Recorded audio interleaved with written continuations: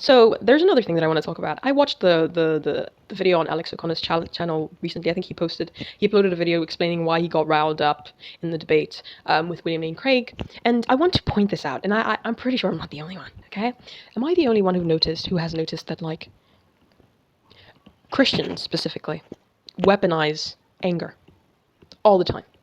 They weaponize your emotions, right? It's like when when red-pilled people like Andrew Tate say they don't get too riled up in debates, just stay calm, use the calmest tone possible, be a stoic person, right, as much as possible, because that shows that you're right. If you scream, if you yell, that shows that you're wrong, which is the same tactic, of course, that manipulators use, narcissists particularly like using in relationships. They'll do a lot of things that are sneaky, a lot of things, including cheating on you, everything. As long as they maintain a calm attitude when debating with you or arguing with you, you're the crazy one. You're the crazy person here. And I saw Alex O'Connor, of course, get very riled up when talking about God's existence. In that particular framework, it was about the problem of animal suffering. I believe that they were discussing as to why this of course discredits the existence of an all-loving God, right? The Christian God that William Lane Craig was presenting, of course, because of course the arguments for God's existence do not define who God is, right? They simply define the existence of God. Just that's it, right? Of a God, a creator, a designer, right? But no argument can really present as to why, like God would be emotional or loving or like not apathetic. I don't know if that's the correct term, right? Like not emotionally involved with its creation or loving at all, And I think that in that particular framework, in that particular debate, I remember seeing a clip of that old man shouting at Alex O'Connor, telling him that this proves that there's an all-loving God, not that there's a God. So bye-bye. And I'm pretty sure he didn't say that, but I'm trying to replicate his particular accent. So, like, it doesn't just prove God's existence. Just proves that a loving God exists. And yeah, that's the point. Alex O'Connor is debating a guy that believes that God is all-loving. That's why the problem of suffering is an argument against a God that cares, not just God in general, right? And so a lot of religious people would like to take credit for a God that loves, and there's no way to kind of prove. I think the appeal to mystery that a lot of theists like using when it comes to the problem of suffering preceding human existence. I like mentioning this all the time, and I made a video about it, right? Like I said, it precedes human existence, right? It's very odd how God would start caring as soon as a particular species of like a particular form of the human species appeared, which is Homo sapiens, right? Only when we arrived did God care about the suffering. In fact, he gave Eve labor pains, as if labor pains didn't exist before that. He gave them death, as if death didn't exist. And I think that a lot of Christians do as much as they possibly can to discredit this particular argument of the problem of animal suffering preceding human existence, because they wouldn't like to take credit for I guess the God causing exactly that particular suffering. Oh yeah, William Lane Craig ended up making this particular case where he started arguing that animals feel pain but aren't aware of pain. And Alex O'Connor, of course, got triggered. I'm pretty sure some of you have already seen like some of his like previous videos. When he was younger, he used to advocate, of course, for veganism all the time. And so, of course, this was his particular realm where he just knew, right? Like this was gonna be like. This is of course the only thing that could trigger Alex O'Connor. It could have only possibly been the problem of suffering and of animal suffering. And he's advocated for this position for a really long time, that when a person just like bypasses it or dismisses it or hand waves it away, it just feels like I think it just feels sociopathic and to a certain degree psychopathic, right? Like it feels like a human being doesn't really care about the suffering of other beings, and it's an argument, of course, made from selfishness. In my opinion, I think it's a very selfish argument to presuppose. It's the same argument that they used to make for black people when they wanted to keep on spanking us. They made the case. I remember there was this particular story. I'm not sure if this is correct. I'm probably gonna have to look it up later. But there was this particular story of a scientist. Was it a scientist or a doctor who claimed that we had tougher skin or lower tolerance or higher tolerance to pain? I think that's the particular term.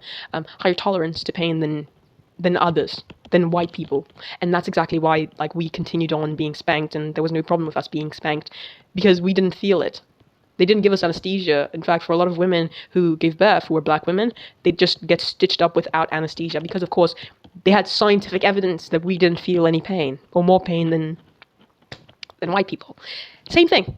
When you're trying to defend a worldview, you're going to go to every single extreme. including making the case that animals don't feel pain or aren't aware of feeling pain. But define feeling pain without being aware that you're feeling pain.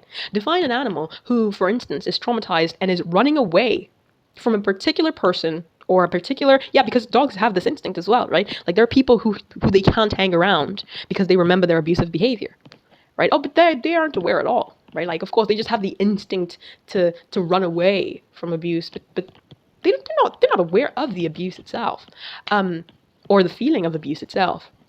Like, it's beyond me. Anyways, and one thing that I've realized is that they weaponize anger. Alex O'Connor made the point that this is ridiculous, and they started going through like a back and forth, and then William Lane Craig went on to write that Alex O'Connor got riled up, and this was very like unprofessional of him, and it kind of disproved his, because he has this particular stance where he always says like he is a non-resistant non-believer, right? That the reason why he doesn't believe in a God is particularly because he's not convinced of the arguments that people make of God's existence. And William Lane Craig was saying, well, this just exposed how resistant he is to God's existence. But the argument that Alex O'Connor was making was against one that cares, which is the one that William Lane Craig just so happens to advocate for. Like, it's so weird, right? Like, how people could literally like smile in your face, and I think Christians always do this all the time, right? Like they smile in your face, they tell you they have the best intentions before coming to a debate, but the best intentions that they have, of course, is that they're right. He started off the debate by saying it was just a conversation, right? In fact, he said this wasn't going to be a debate, this is just going to be a conversation, and then he went on to write an article. It seems like Christians, whenever they come to these particular realms, they want to be right. And not only Christians, I'm pretty sure atheists also do it. I think people who, of course, are non-believers in the particular Christian God always come with a position to like try to debunk the argument, of course, that Christians pose all the time. But, I've gone through so many live streams on TikTok, and I realized the best way for you to ever get into a debate with anyone is to maintain the stance that you kind of don't care. Right?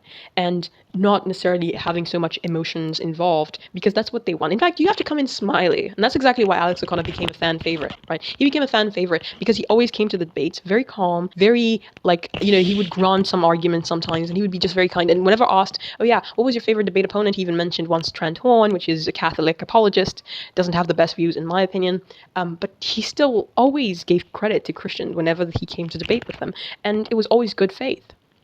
And when you realize that good faith is actually false, right? Like they're actually like hiding behind the nice mask like William Lane Craig, and then you go ahead and see him posting articles such as those, claiming that somehow, like Alex was a resistant non-believer and he was just putting up a front. Such a weird, such a weird argument to make if you're not really like, if the point is that you want to have a conversation rather than actually like win a debate. And they kind of psychoanalyze non-believers' behavior. And one thing that I've realized is that when you come into these realms, angrily, of course, they're going to weaponize it. They're going to use it against you. They're going to say that you're actually emotional about this. This is about your emotions. It's because you don't want God to exist to a certain degree. And if you've ever watched Alex O'Connor's videos at all, you would know that that's not the case. Like, I think anybody who watches Alex O'Connor's videos knows that that's not the case at all. In fact, he makes a lot of videos trying to steel man-theist positions all the time, so much that he got backlash for the last video in which he tried to argue against Ricky Gervais's argument about, like, for instance, like, not believing in one God and one less God. Right? It's such a weird argument to make if you came in good faith. But okay, yeah. I just wanted to make this video explaining why exactly it is that I don't really debate Christians anymore. I try to have conversations. That's the most I can try to do to understand their worldview, and then just simply say, well, I just disagree, or I agree with a particular stance, and I disagree with a particular conclusion. But I think that the point is that if we're not having good faith conversations, rather than just debates trying to prove that we are right, all we're doing here is bringing our worldview to the table and defending it.